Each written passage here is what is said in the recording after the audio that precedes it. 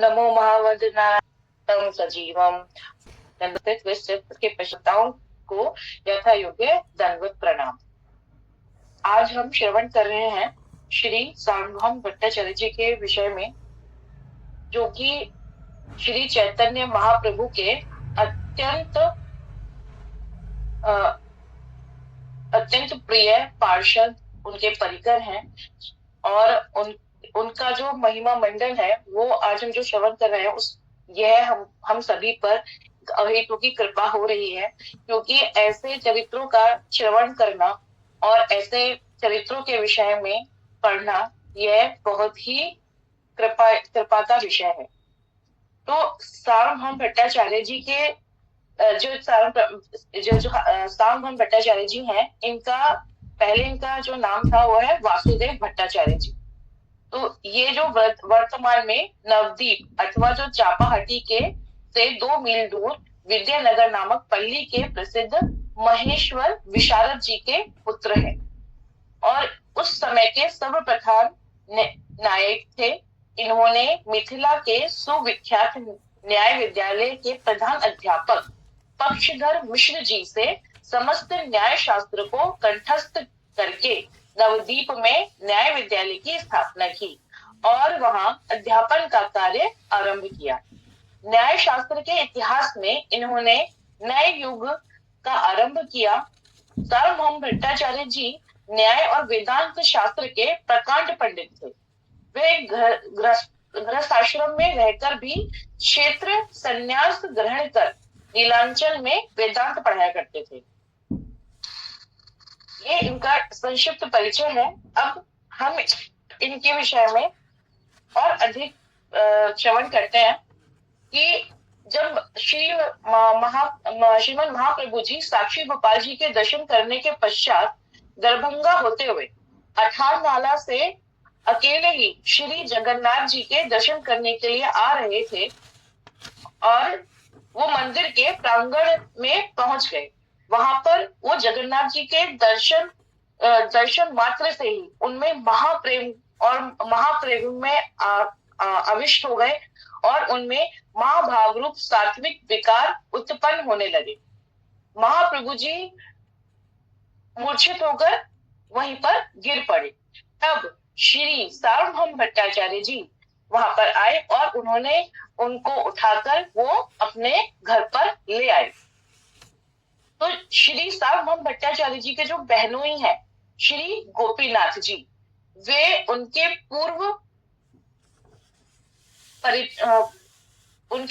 परिचित श्री मुकुंद जी से वो वहां पर मिले, क्योंकि वो सब जो उनके साथी थे वो उनको ढूंढते हुए वहां पर आए और वो उनके विषय में पूछने लगे। तब वहां पर श्री गोपीनाथ जी उनसे वहां पे वो मिले उस क्षेत्र में, और वहां पर उन्होंने उनको बताया कि हाँ, यहाँ पर एक सन्यासी तो आए हैं जो कि मूर्छित हो गए थे, और में जो श्री सार्वभौम भट्टाचार्य जी हैं वो उन्हें अपने घर ले गए हैं। तो वहां पर वो सभी लोग मिलकर उनके घर श्री सार्वभौम भट्टाचार्य जी के घर गए, और नीलांचल में जब उन्होंने श्री गोपीनाथ आचार्य जी ने जब श्री महाप्रभु के विषय में सुना कि श्री महाप्रभु ने संन्यास ग्रहण कर लिया है और वो नीलांचल में उनके आगमन की बात को सुना, तो वो भी बहुत प्रसन्न हुए। किंतु उनको यह दुख भी हुआ कि उनको मूर्छा हो गई है, और वो सभी जल्दी श्री श्यामराव भट्टाचार्य जी के घर गए। अब नित्यानंद प्रभु आदि सभी भक्त सार्वभौम भट्टाचार्य जी के पुत्र चंद्रेश्वर जी के साथ जगन्नाथ जी के दर्शन करने आए, और तृतीय पैर में महाप्रभु जी को थोड़ी सी बाह्य दशा प्राप्त हुई, अर्थात वो थोड़ा सा उनकी मूर्छा हटी। अब वहां पर सभी वहां पर एकत्रित हुए थे। तो वहां पर उन्होंने वहां पर महासंकीर्तन किया, और उसके पश्चात श्री सार्वभौम भट्टाचार्य जी ने आदर पूर्वक सभी को महाप्रसाद का सेवन करवाया। तो महाप्रभु जी के जो महाभाव अष्ट सात्विक विकारों को देखकर सार्वभौम भट्टाचार्य जी को लगा कि ये तो कोई साधारण जन नहीं है, और और और उनके वो ये किंतु ही उनको भगवान मानने को भी तैयार नहीं थे। तब गोपीनाथ आचार्य जी ने महाप्रभु जी को ईश्वर बतलाया और उनके विषय में अनेक उनको तर्क दिए। और महाप्रभु जी ब्रह्म भट्टाचार्य जी के प्रति कृतज्ञ भाव रखते थे, क्योंकि जो जो सार्वभौम भट्टाचार्य जी के जो पिता है महेश्वर शारद जी, वो नीलांबर चक्रवर्ती के सहपाठी थे। अभी नीलांबर चक्रवर्ती जी कौन है? ये नीलांबर चक्रवर्ती जी महाप्रभु जी के नाना जी हैं, जो समुद्रगढ़ के निकट विद्यागढ़ में ही वास करते थे। तो इस कारण जब उनको यह परिचय उनका प्राप्त हुआ, तो महाप्रभु जी सार्वभौम भट्टाचार्य जी के प्रति अति कृतज्ञ और आदर भाव रखते थे, क्योंकि उन्होंने एक तो उनके प्राणों की रक्षा की थी, और दूसरा वो उनके नाना जी के सहपाठी भी थे। तो उन्हें गुरु मानकर उन्होंने उनका आश्रय भी ग्रहण किया। श्री सार्वभौम भट्टाचार्य जी का भी महाप्रभु के प्रति वात्सल्य भाव था, और महाप्रभु जी का परिचय प्राप्त होने पर उन्हें अपनी मौसी के निर्जन स्थान को सुव्यवस्थित करके उन्हें वहां पर रहने योग्य स्थान प्रदान किया। महाप्रभु जी के विनम्र भाव व सुंदर मनमोहक रूप से सार्वभौम भट्टाचार्य जी की प्रीति उनके प्रति और अधिक बढ़ने लगी। उनके महाभाव व अष्ट सात्विक विचारों को देखकर सार्वभौम भट्टाचार्य जी ने यह समझ चुके थे कि यह कोई साधारण सन्यासी नहीं है। अत्यधिक उत्कंठा होने पर उन्होंने श्री गोपीनाथ जी से उनके पूर्व आश्रम के विषय में पूछा। तो उन्होंने उनके पूर्व आश्रम व संन्यास के विषय में बताया कि उनका संन्यास का जो नाम है वो श्री कृष्ण चैतन्य है, और उनके जो संन्यास गुरु हैं वो श्री केशव भारती जी हैं। उन्होंने कहा कि इनका नाम तो अति श्रेष्ठ है, किंतु भारतीय संप्रदाय का संन्यास ग्रहण करने के कारण यह मध्यम श्रेणी के सन्यासी हैं। किंतु जो महाप्रभु जी को साधारण, अभी तक वो महाप्रभु जी को साधारण युवक ही समझ रहे हैं, और उनके प्रति गुरु की भांति उपदेश मूलक वचन कहते हुए सार्वभौम भट्टाचार्य जी ने कहा कि श्री कृष्ण चैतन्य अभी पूर्ण यौवन में है, अर्थात कम आयु में संन्यास ग्रहण करने के कारण अपने संन्यास धर्म की रक्षा कैसे करेंगे, इसलिए मैं इन्हें निरंतर वेदांत सुनाकर इनको वैराग्य में स्थिर रखूंगा और इन्हें अद्वैत मार्ग में प्रवेश करवाऊंगा। यदि उनकी इच्छा होगी तो मैं इनको फिर से संन्यास वस्त्र देकर इनका फिर से संस्कार करूंगा और उन्हें उत्तम संप्रदाय में लेकर आऊंगा। अब सार्वभौम भट्टाचार्य जी के वचनों को सुनकर श्री गोपीनाथ जी और मुकुंद दत्त जी को तो अत्यंत दुख हुआ, और उन्होंने जब महाप्रभु जी को ईश्वर बताया और कहा कि ये तो ईश्वर है, साक्षात ईश्वर है, आप इनको कैसे संन्यास ग्रहण करोगे। तब श्री सार्वभौम भट्टाचार्य जी और उनके शिष्यों के साथ उनका बहुत ही तर्क वितर्क हुआ, और उन्होंने श्री गोपीनाथ जी ने कहा कि ईश्वर की कृपा के बिना ईश्वर के तत्व को कोई नहीं जान सकता है, और पांडित्य के द्वारा भी ईश्वर को जाना नहीं जा सकता है। ईश्वर तत्व को जानने के लिए अनुमान प्रमाण के रूप में कार्य नहीं कर सकता है। ये सब बातें श्री गोपीनाथ जी ने उन्हें अच्छी तरह से समझा दी, किंतु और उन्होंने उन्होंने भागवतम और महाभारत के आधार पर प्रमाणित किया कि कलयुग में विष्णु अवतार नहीं होते हैं, किंतु कलयुग में साक्षात अवतार हैं, ऐसा सिद्धांत स्थापित हुआ है। फिर भी और चैतन्य महाप्रभु साक्षात भगवान है, तो भी श्री सार्वभौम भट्टाचार्य जी ने उनकी बातों का परिहास किया और उनकी बातों को नहीं माना। तब उन दोनों ने सारी जो वार्तालाप हुई सार्वभौम भट्टाचार्य जी के साथ, उन्होंने महाप्रभु जी को जाकर सुनाई। महाप्रभु जी ने कहा कि श्री भट्टाचार्य जी हमारे गुरु के समान है, स्नेह पूर्वक कुछ भी बोलते हैं, वो हमारे मंगल के लिए ही बोलते हैं, तो आप उनसे इस तरह का तर्क वितर्क ना करें। वह तो मेरे संन्यास धर्म की रक्षा ही करना चाहते हैं, इसमें क्या दोष है, इसलिए जैसा वो करना चाह रहे हैं उनको करने दीजिए। और तब पश्चात श्री भट्टाचार्य जी के साथ महाप्रभु को की आमने सामने वार्तालाप हुई, और तब श्री भट्टाचार्य जी ने उन्हें वेदांत श्रवण करने की आज्ञा दी, और शंकराचार्य जी के द्वारा रचित ब्रह्म सूत्र का निर्विशेष ब्रह्म प्रतिपादक शारीरिक भाष्य श्रवण कराना आरंभ किया। श्री सार्वभौम भट्टाचार्य जी ने 7 दिनों तक महाप्रभु को वेदांत श्रवण करवाए, और महाप्रभु जी ने भी मौन रहकर वो श्रवण करते रहे। 8वें दिन उन्होंने महाप्रभु जी से मौन रहने का कारण पूछा और कहा, हे कृष्ण चैतन्य, 7 दिनों से मैं आपको वेदांत श्रवण करवा रहा हूँ और आप श्रवण कर रहे हैं, ठीक ठीक कुछ भी ना कहकर केवल मौन धारण करके बैठे हुए हैं, इसलिए मैं जान नहीं पा रहा हूँ कि आप वेदांत समझ भी रहे हैं या नहीं। तब महाप्रभु जी ने उत्तर दिया कि आपने वेदांत श्रवण करने के लिए कहा था, तो मैं श्रवण कर रहा हूँ। मैं मूर्ख हूँ, इसलिए वेदांत सूत्र का अध्ययन नहीं करता, केवल आपकी आज्ञा पालन के लिए ही सुन रहा हूँ, सन्यासी धर्म का पालन करने के लिए सुन रहा हूँ। किंतु आप जिस मायावादी भाष्य की व्याख्या कर रहे हैं वह तो मुझे समझ में आ ही नहीं रहा है। श्री वेद व्यास जी के सूत्रों को मैं अच्छी तरह से समझता हूँ। तब श्री सार्वभौम भट्टाचार्य जी ने कहा कि जिसे अपने धर्म का ज्ञान होता है, अर्थात अपने शिष्य धर्म का ज्ञान होता है, वह पुनः पुनः प्रश्न करता है, परंतु आपने मौन ही धारण कर रखा है। आपके हृदय में क्या है, ये मैं समझ नहीं पा रहा हूँ। श्री भट्टाचार्य जी के प्रश्नों के उत्तर में महाप्रभु ने उपनिषद और वेदांत की व्याख्या करते हुए सविशेषवाद को स्थापित किया और बताया कि षड ऐश्वर्य पूर्ण भगवान सदैव परिपूर्ण श्री अर्थात रूप से युक्त है, इसलिए वे नित्य सविशेष हैं। उनको निराकार कहकर व्याख्या करने से वेदों का अर्थ विकृत हो जाता है। श्वेताश्वतर उपनिषद आदि बहुत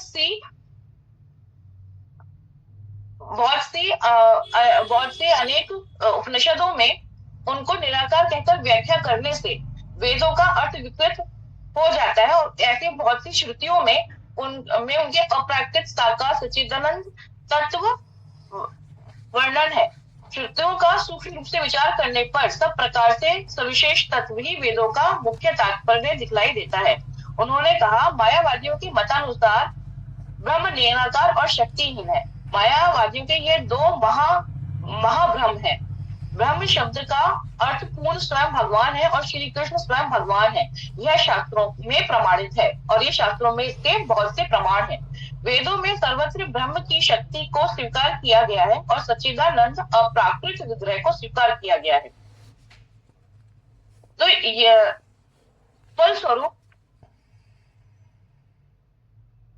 उसी के उन्होंने कहा कि वेदों फलस्वरूप उन्होंने वहां पर अचिंत्य भेदाभेद सिद्धांत ही वेद और वेदांत का मत है ऐसा सिद्ध किया, और मायावाद वास्तव में नास्तिक है।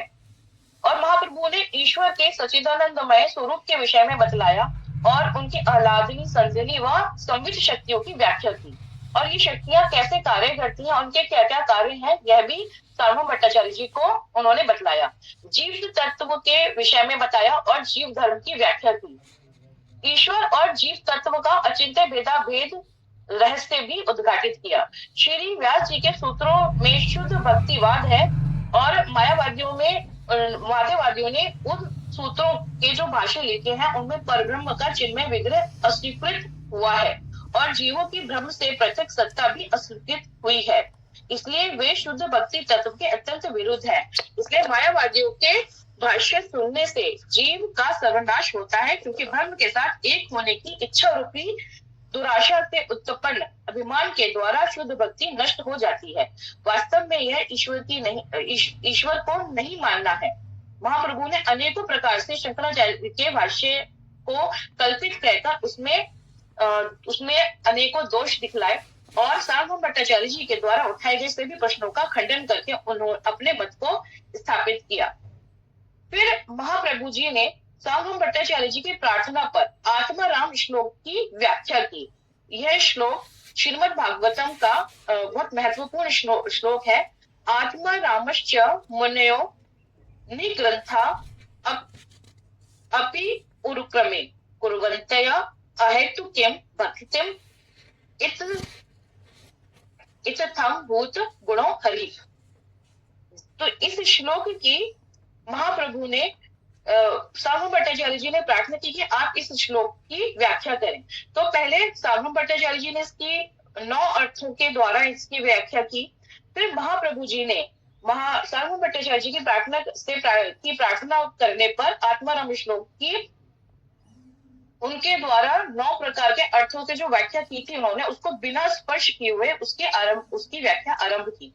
आत्माराम श्लोक के 11 पदों की एक एक व्याख्या और श्लोक के प्रधान पदों को लेकर प्रत्येक के साथ आत्माराम पद को जोड़कर 18 प्रकार से उन्होंने इस श्लोक की व्याख्या की। महाप्रभु के आत्माराम श्लोक की व्याख्या सुनकर श्री सार्वभौम भट्टाचार्य जी को बहुत आत्मग्लानि हुई और वह स्वयं को धिक्कारने लगे। तब उनके मन में शुद्ध ज्ञान उदित हुआ और उन्होंने महाप्रभु को ईश्वर माना, महाप्रभु की शरण ग्रहण की। महाप्रभु जी की श्री सार्वभौम भट्टाचार्य जी पर कृपा करने की इच्छा हुई। जब महाप्रभु जी की इच्छा हुई तब उन्होंने सार्वभौम भट्टाचार्य जी पर कृपा की। भगवान की जब इच्छा होती है तभी भगवान कृपा करते हैं, और दूसरा भगवान की कृपा उनके भक्तों के द्वारा होती है, जो कि सार्वभौम भट्टाचार्य जी पर पहले ही हो चुकी थी श्री गोपीनाथाचार्य जी के द्वारा। तो यहाँ पर उन्होंने महाप्रभु ने कृपा करके श्री सार्वभौम भट्टाचार्य जी को पहले चतुर्भुज रूप में प्रकट करके अपना नारायण रूप दिखलाया। अपना नारायण रूप दिखलाने के बाद में अपना नित्य श्याम सुंदर वंशीधारी श्री कृष्ण स्वरूप उनको दिखलाया। महाप्रभु की कृपा से श्री सार्वभौम भट्टाचार्य जी के हृदय में समस्त तत्व स्फुरित हो गए और वे महाप्रभु जी के द्वारा भगवान के नाम और भगवत प्रेम के सर्वत्र दान की महिमा को समझ पाए। महाप्रभु की कृपा श्री सार्वभौम भट्टाचार्य जी पर हुई और उन्होंने उनको चतुर्भुज रूप में अपना दर्शन करवाए, जिसमें उन्होंने नारायण रूप दिखलाया, और उसके बाद उन्होंने उनको अपना श्री श्याम सुंदर वंशीधारी श्री कृष्ण रूप का दर्शन करवाया। इस महाप्रभु जी की कृपा से श्री सार्वभौम भट्टाचार्य जी के हृदय में समस्त तत्व स्फुरित हो गए और वे महाप्रभु जी के द्वारा भगवान के नाम और भगवत प्रेम के सर्वत्र दान की महिमा को समझ गए। श्री सार्वभौम भट्टाचार्य जी ने 24 मिनट में अर्थात एक दंड से भी कम समय में ही 100 श्लोकों की रचना करके महाप्रभु जी की स्तुति की, और सार्वभौम भट्टाचार्य के द्वारा रचित इस ग्रंथ का नाम चैतन्य शतक या सुश्लोक शतक है। महाप्रभु जी की अलौकिक कृपा को देखकर श्री गोपीनाथ आचार्य जी आदि सभी अत्यंत प्रसन्न हुए, और बाद में एक दिन महाप्रभु जी ने अरुणोदय के समय श्री जगन्नाथ देव के शयनोत्थान लीला अर्थात मंगल आरती के दर्शन करने के पश्चात पाताल प्रसाद लाकर सार्वभौम भट्टाचार्य जी को दिया। श्री भट्टाचार्य जी ने पूर्व संस्कारों का त्याग करके अत्यधिक आनंद से महाप्रसाद को ग्रहण किया। श्री सार्वभौम भट्टाचार्य जी की श्री जगन्नाथ जी से अधिक महाप्रभु में श्रद्धा व प्रीति हो गई। तब उन्होंने महाप्रभु जी से भक्ति साधनों में से सर्वश्रेष्ठ साधन को जानने की इच्छा प्रकट की। तब महाप्रभु ने 24 भक्ति साधनों में से सर्वश्रेष्ठ भक्ति साधन नाम संकीर्तन ही एक सर्वश्रेष्ठ भक्ति साधन है, ऐसा उपदेश उनको दिया और उनको नाम संकीर्तन की महिमा से अवगत कराया। उसके पश्चात श्री सार्वभौम भट्टाचार्य जी ने भागवत के एक श्लोक के अंतिम अंश में मुक्ति पद के स्थान पर भक्ति पद शब्द लगाकर महाप्रभु जी को सुनाया। तो उस परिवर्तित श्लोक में उन्होंने बताया, तन्ते अनुकंपां सुसमीष्यमानो भुञ्जान एव आत्मकृतं विपाकं हेदवाग विपुभिः विदधत नमस्ते जीवेत यो भक्ति पदे सा दायभाग। श्री सार्वभौम भट्टाचार्य जी ने महाप्रभु जी से कहा कि भक्ति के समान मुक्ति का फल नहीं है। मुक्ति तो भगवत भक्ति विमुख लोगों के लिए केवल दंड मात्र है। भक्ति का सर्वोच्च फल भक्ति है। इस पर महाप्रभु जी ने कहा कि इस श्लोक में मुक्ति पद के और भी अर्थ हैं। मुक्ति पद शब्द से साक्षात ईश्वर को यहाँ पर बताया गया है। मुक्ति जिनके चरणों में रहती है वे मुक्ति पद हैं।